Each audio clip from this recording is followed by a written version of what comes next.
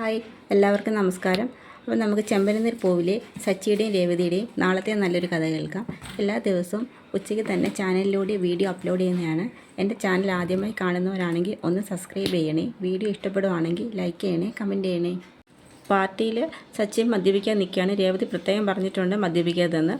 ശ്രീകാന്തും സുധിയും എല്ലാം മദ്യപിച്ചിട്ടാണ് നിൽക്കുന്നത്. എല്ലാവരും നിർബന്ധിക്കുന്നുണ്ട് സച്ചിയെ. പക്ഷേ സച്ചി പറയും വേണ്ട. രേവതി പറഞ്ഞതുകൊണ്ട് തന്നെ സച്ചി മദ്യപിക്കാൻ നിൽക്കുകയാണ്. ആ സമയത്ത് ആനന്ദ് സാർ ഒന്ന് പറയും കഴിക്കുക സച്ചി എന്ന് പറയുമ്പോൾ വേണ്ട സാറേ ഞാനിപ്പോൾ കഴിക്കത്തില്ലെന്ന് പറയും. അതിനുശേഷം സച്ചി ഒരു സൈഡിൽ മാറിയിരിക്കുകയാണ്. മറ്റെല്ലാവരും ഫംഗ്ഷനൊക്കെ നല്ലോണം എൻജോയ് ചെയ്യുന്നുണ്ട്. കുറച്ച് കഴിഞ്ഞിട്ട് സുധിയുടെ ഒരു ഫ്രണ്ട് അങ്ങോട്ട് വന്നിട്ട് നല്ലോണം മദ്യപിച്ചിട്ടുണ്ട് സച്ചിയോട് സംസാരിക്കുകയാണ്. അയാൾ പറയും ഞാൻ നല്ലോണം മദ്യപിച്ചിട്ടുണ്ട്, പക്ഷേ താങ്കൾ മദ്യപിക്കാതിരിക്കുന്നതുകൊണ്ട് തന്നെ എനിക്ക് താങ്കളോട് സംസാരിക്കണം. എനിക്ക് കുറേ കാര്യങ്ങൾ ബിസിനസ്സിനെ കുറിച്ചൊക്കെ സംസാരിക്കണമെന്നൊക്കെ പറഞ്ഞ് വന്നങ്ങ് സച്ചി ഇറിറ്റേറ്റ് ചെയ്യുകയാണ്. സച്ചിക്ക് ശല്യം സഹിക്കാൻ വയ്യ. സച്ചി ഒന്ന് രണ്ട് സ്ഥലത്ത് മാറിയിരിക്കുമ്പോഴും ഇയാൾ പുറമേ നടന്നങ്ങ് ഇറിറ്റേറ്റ് ചെയ്യുകയാണ്. അവസാനം ഇയാളുടെ ശല്യം സഹിക്കാൻ വയ്യാത്തതുകൊണ്ട് സച്ചി അവിടെ ഇരിക്കുന്ന ഒരു ബോട്ടിലെടുത്താൽ കഴിക്കും. ഒരു ബോട്ടിൽ മദ്യം എടുത്ത് കഴിക്കും. അപ്പോഴത്തേക്ക് സച്ചി നല്ലോണം അങ്ങ് മദ്യപിക്കുന്നുണ്ട്. ഇത് കാണുന്ന ശ്രുതിക്കങ്ങ് നല്ല സന്തോഷവും. സച്ചി മദ്യപിച്ച് കിടന്ന വീഡിയോ എങ്ങനെയെങ്കിലും കൈക്കലാക്കാമെന്നുള്ള ധാരണയാണ്. മീരെ വിളിച്ച് പറയാൻ നല്ലോണം അവൻ മദ്യപിച്ചിട്ടുണ്ടെന്ന് പറയും. അപ്പോഴത്തേക്ക് മദ്യപിച്ച് നിൽക്കുമ്പോഴത്തേക്ക് നേരെ അങ്ങ് അഭിലാഷ് സാറിൻ്റെ അടുത്തോട്ട് ചെല്ലുകയാണ്. അങ്ങനെ അഭിലാഷ് സാറുമായിട്ട് അങ്ങ് സംസാരമാണ്. അഭിലാഷ് സാറിൻ്റെ സംസാരം സച്ചിക്ക് ഒത്തിരി ഇഷ്ടമാവും. അങ്ങനെ അവർ തമ്മിൽ അങ്ങ് ചിരിയും കളിയും ഡാൻസും പാട്ടും ഒക്കെ വെച്ചങ്ങ് പാർട്ടി മൊത്തത്തിലങ്ങ് എൻജോയ് ചെയ്യാണ്. ആ സമയത്ത് ഫോൺ ഇങ്ങനെ ഡാൻസ് ചെയ്യുന്ന സമയത്ത് ഫോണങ്ങ് താഴെ വീഴും. അപ്പോഴത്തേക്ക് മീര ഓടിച്ചത് ഫോൺ എടുക്കും. അയ്യോ ഫോൺ താഴെ വീണല്ലോ എന്ന് പറഞ്ഞ് അങ്ങനെ ആ ഫോൺ എടുത്തങ്ങ് ശ്രുതിയുടെ കൊടുക്കും. ശ്രുതി ആ പെട്ടെന്ന് തന്നെ ആൻ്റണിക്ക് ഷെയർ ചെയ്യാനുള്ള വീഡിയോ അതിൽ സ്ക്രോൾ ചെയ്യുകയാണ്. അത് സെൻഡ് ചെയ്യാൻ പോകുന്ന ആ സമയത്ത് തന്നെ സച്ചി പറയാൻ നമുക്ക് സാറോട്ട് നിൽക്കുന്ന ഗ്രൂപ്പ് ഫോട്ടോ എടുക്കാമെന്ന് പറഞ്ഞുകൊണ്ട് ഫോൺ എടുക്കുമ്പോൾ ഫോൺ ശ്രുതിയുടെ കയ്യിലാണ്. നീ എന്തിനാ എൻ്റെ ഫോൺ കൈ വെച്ചേക്കെന്ന് പറഞ്ഞുകൊണ്ട് ഫോൺ പിടിച്ച് മേടിക്കുന്നുണ്ട്.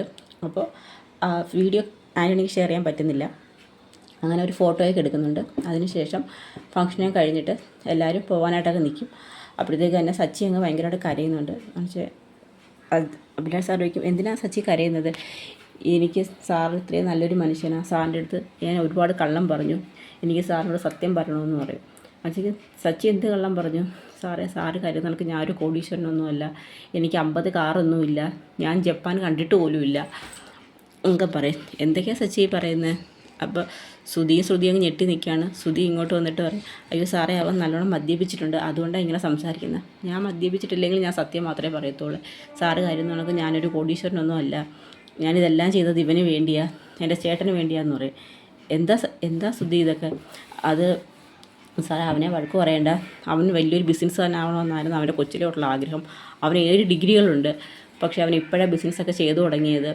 അതുകൊണ്ട് അതൊരു നല്ല നിലയാവാൻ വേണ്ടി ഡീലർഷിപ്പ് കിട്ടാനൊരു അവസരം വന്നത്. അതുകൊണ്ടാണ് അവനിങ്ങനൊരു കള്ളം ചെയ്യാൻ തയ്യാറായത്. പിന്നെ എൻ്റെ അനിയനുണ്ടല്ലോ ശ്രീകാന്ത്, അവൻ വലിയ ഹോട്ടൽ മുതലാളിയൊന്നുമല്ല, അവനൊരു റെസ്റ്റോറൻറ്റിലെ ഷെഫ് മാത്രം. പക്ഷേ അവനൊരു ഹോട്ടൽ തുടങ്ങണമെന്ന് ആഗ്രഹമൊക്കെ ഉണ്ട്. അതുപോലെ തന്നെ എൻ്റെ ഭാര്യ രേവതിക്ക് വലിയ പൂന്തോട്ടമൊന്നുമില്ല, അവൾ ഒരു ചെറിയ പൂക്കട നടത്തുകയാണ്. നല്ലോണം പൂ കെട്ടും, കണ്ണടച്ച് മാല കെട്ടും. അതുകൊണ്ട് സാറ് ഞങ്ങളോട് ക്ഷമിക്കണം, സാറിനോട് ഇനിയും കള്ളം പറയാൻ എനിക്ക് പറ്റത്തില്ലെന്നൊക്കെ പറഞ്ഞ് കാലി പിടിച്ചങ്ങ് മാപ്പ് പറയുകയാണ്. സച്ചി അങ്ങ് കരച്ചിലും സങ്കടം പറച്ചിലും അതാണ്. ഈ കോട്ടൊക്കെ തന്നെ ഞാൻ ആദ്യമായിട്ടാണ് ഇടുന്നത്, എനിക്കിതിട്ടപ്പോൾ ഭയങ്കര ചൊറിച്ചിലാണ് എന്നൊക്കെ പറയും. ഇതൊക്കെ കാണുന്ന അഭിലാഷ് സാർ എന്തൊക്കെ ഈ കാണുന്നതെന്ന് പറയും. അപ്പോഴത്തേക്ക് പറയും എന്തോ ശ്രുതി ഇതൊക്കെ? അതെന്താ പറയുക സാറേ ഞങ്ങളോടെല്ലാം ക്ഷമിക്കണമെന്ന് പറയും. ഉടനെ അഭിലാഷ് സാർ പറയും ആദ്യമായിട്ട് ഒരാൾക്ക് വേണ്ടി ഒരു കുടുംബം മുഴുവൻ കള്ളം പറയാൻ തയ്യാറാവുന്നത്. നീ കള്ളം പറയാന്നുള്ളത് ശരിയാണ് സച്ചി, പക്ഷേ നീ അതിനുശേഷം സത്യമെല്ലാം പറഞ്ഞു. നിൻ്റെ സത്യസന്ധതയാണ് എനിക്ക് ഒരുപാട് ഇഷ്ടമായത്. അതുകൊണ്ട് തന്നെ ഞാൻ നിൻ്റെ അനിയനെ ഡീലർഷിപ്പ് കൊടുക്കുന്നെന്ന് പറയും. ഇത് കേൾക്കുന്ന ശ്രുതിക്കും സച്ചിക്കും ഒക്കെ ഭയങ്കര സന്തോഷമാവും. അപ്പോഴത്തേക്ക് സച്ചി പറയും അയ്യോ സാറേ ഞാൻ അത് തന്നെ അവരോട് ആഗ്രഹിച്ചത്, അവനെ ഡീലർഷിപ്പ് സാറ് കൊടുക്കാതിരിക്കുമോ എന്നുള്ള പേടി എനിക്കുണ്ടായിരുന്നു. എന്തായാലും സാറിന് ഒരുപാട് നന്ദിയുണ്ട്, ഞാൻ സാറിനെ ഒരിക്കലും മറക്കത്തില്ലെന്നൊക്കെ പറഞ്ഞ് അഭിലാഷ് സാറിനെ ഞാൻ കെട്ടിപ്പിടിക്കുകയാണ്. അപ്പോഴത്തേക്ക് അഭിലാഷ് സാറിന് ശ്രുതിയെക്കാട്ടിലും കൂടുതൽ ഇഷ്ടപ്പെടുന്നത് സച്ചിയാണ്. അങ്ങനെ ശ്രുതിയോട് പറയുന്നുണ്ട് ശ്രുതി നിൻ്റെ ബിസിനസ് കണ്ടിട്ടല്ല, ഞാൻ നിൻ്റെ ചേട്ടൻ്റെ സത്യസന്ധത കണ്ടിട്ടാണ് നിനക്ക് ഡീലർഷിപ്പ് തരാൻ തയ്യാറായത്. ഈ സത്യസന്ധത നിൻ്റെ ജീവിതത്തിലും ഉണ്ടാവണം, അതാണ് ഞാൻ ആഗ്രഹിക്കുന്നത് എന്നൊക്കെ പറയും. എൻ്റെ ഫ്ലൈറ്റിന് സമയം ഞാൻ പോകുന്നു, ഇനി നമുക്ക് എപ്പോഴെങ്കിലും കാണാം, ബിസിനസ് കാര്യങ്ങളൊക്കെ നമുക്ക് ഫോണിൽ കൂടെ സംസാരിക്കാമെന്ന് ശ്രുതിയോട് പറഞ്ഞിട്ട് സാറങ്ങ് പോകുന്നുണ്ട്. അതിനുശേഷം ശ്രുതി ഇങ്ങോട്ട് വന്നിട്ട് സച്ചിയോട് നീ എന്ത് പരിപാടിയായി കാണിച്ചത്? എല്ലാം ചെയ്തു വെച്ചിട്ട് അവസാനം ഈ ഫംഗ്ഷൻ കുളവാക്കാനല്ലേ നീ തുടങ്ങിയെന്ന് പറയും. ഞാനെന്ത് ചെയ്തു? ഞാൻ സത്യമായ കാര്യമല്ലേ സാറിനോട് പറഞ്ഞത്, അതുകൊണ്ട് തന്നെ നിനക്ക് ഡീലർഷിപ്പ് കിട്ടിയില്ലേ? ശ്രീകാന്ത് ചോദിക്കും, ചേട്ടൻ എന്തിനാണ് സച്ചിയേട്ടനോട് ദേഷ്യപ്പെടുന്നത്?